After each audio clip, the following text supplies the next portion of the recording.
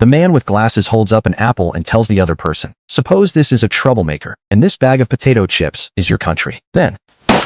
No more Krakosia, okay? The man had just gotten off the plane when he was told a coup had just broken out in his home country of Krakosia, rendering all previous passports and visas invalid. Now he couldn't enter the United States, nor could he be deported. But because of the language barrier, not a single word of this sank in for the man. He even pulled out a piece of paper and asked, "Where do I buy the nitrogen?" The supervisor was helpless. He finally gave Viktor only one option: to stay in the airport's international transit zone. The security guard leading the way handed Viktor a few food vouchers valid only within the airport, plus a long-distance calling card. Before leaving, he emphasized again that Viktor was not allowed to leave the airport. Well, what I do? There's only one thing you can do here, Mr. Naborsky. Shop. Viktor had no idea why this was the case until an emergency news bulletin suddenly cut in on the airport's TV screens, announcing that a military coup had erupted in Krakosia. But Viktor couldn't understand a word of it. He tried to ask for help. Why did his country cease to exist just because he'd taken a single plane ride? But the noisy crowd had no answers for him. What filled him with despair was how long this waiting would last. Having finally grasped his situation, Viktor counted the meager stack of meal vouchers in his hand, calculating how many days he could survive on them. Just then, he noticed a girl nearby whose suitcase wouldn't close properly. He stepped forward to offer his help, but the food vouchers he'd casually placed on a chair were swept away by a sudden gust of wind. By the time Viktor finished helping the girl, he realized the vouchers were gone. The janitor had already collected them and tossed them in the trash. Viktor rushed after him, ignoring the stares of onlookers as he rummaged through the garbage bin, only to be stopped by the old man. Do I have an appointment?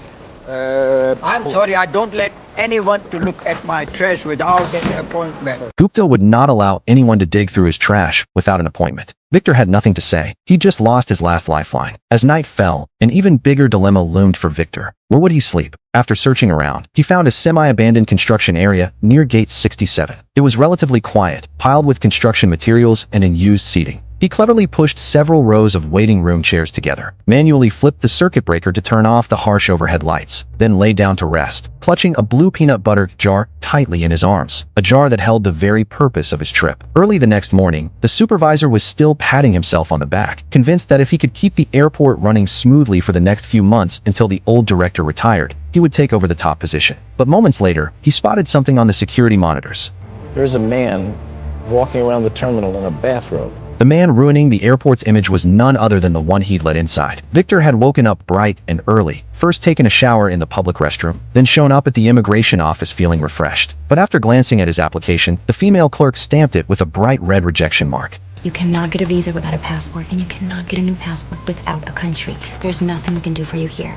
Viktor slumped down on a chair, dejected. At that moment, the supervisor spotted him again. He was astonished that Viktor was still at the airport. Why hadn't he tried to sneak out? He refused to let Viktor become an exception to his strict airport regulations. So he tracked Viktor down, pointed to the exit door, and said that at noon, the guard on duty would be 5 minutes late for the shift change. Viktor believed him wholeheartedly. Little did he know the supervisor's real plan was to wait until Viktor stepped onto U.S. soil, then arrest him immediately and hand him over to the authorities. So the supervisor kept his eyes glued to the screen, watching Viktor's every move like a hawk. But as the man approached the door, he never took that final step, because he'd noticed the security camera seemingly watching him from behind. So he pretended to walk forward, then moved out of the camera's line of sight. Now he was certain the supervisor was spying on him. So he walked right up to the camera, looked directly at the supervisor, and said, "I wait." Viktor's words felt like a slap in the face to the supervisor. But staying at the airport meant going hungry. Surviving on nothing but free crackers and ketchup from the food court wasn't enough to fill his stomach. He found himself staring longingly at leftover meals, almost tempted to grab them. But just then, a woman came to his rescue. She returned her luggage cart to its designated spot, then retrieved a 25-cent coin from the machine. Viktor's sharp eyes instantly spotted a loophole. Many travelers were too lazy to return their carts and would just leave them behind. So he began roaming every corner of the airport, like a patient hunter, collecting the abandoned luggage carts and exchanging them for a steady stream of pocket change. This money didn't just let Viktor eat a decent meal. It also let him buy English textbooks. So that night, when the airport was quiet and empty, he could focus on learning the language. However, this little money-making scheme didn't escape the supervisor's notice. He would never allow Viktor to settle in comfortably at his airport, so he created a brand new position, airport luggage cart attendant. Viktor stared at the few remaining coins in his pocket. He realized he wouldn't have enough money for dinner that night. But when evening came, a young man dressed in red approached Viktor, holding food, and proposed a deal. Enrique worked in the airport's food and beverage department. He'd been secretly in love with Dolores, the immigration clerk, for 17 months, but had never mustered up the courage to speak to her. In exchange for Victor's help to ask Dolores questions every time he visited the immigration office and report back to him with all the details, he would sneak Victor food every day. So to keep his stomach full, Victor visited the immigration hall daily, prying for information about Dolores' likes and dislikes.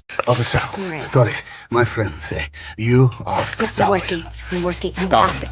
What? Then relayed every single detail to Enrique. Slowly but surely, as Dolores stamped Victor's application with the rejection mark, she began to enjoy answering those questions. You have choose man with money or man with love. Gradually, Dolores even found herself growing curious about the person behind all these questions. Who is it? Who's telling you to ask me these things? Was a man of misery. Oh, he's so sick, he's so in love. Until one day, Victor showed up at the immigration office holding a ring box. Dolores opened it. Inside lay a beautiful diamond ring. He waits for you to answer. That's a bottle. I have to work. He will wait. Enrique had been waiting there patiently. Finally, Dolores appeared. He waited anxiously for her response, then watched as she held out her left hand, her ring finger adorned with the sparkling diamond ring. Victor had successfully brought two lovers together. This pure, hard-won love was celebrated with a special wedding ceremony right there at the airport. And Victor, by a stroke of luck, caught the wedding bouquet, a symbol that love was just around the corner. Little did he know that an unexpected romance was about to enter his life soon enough.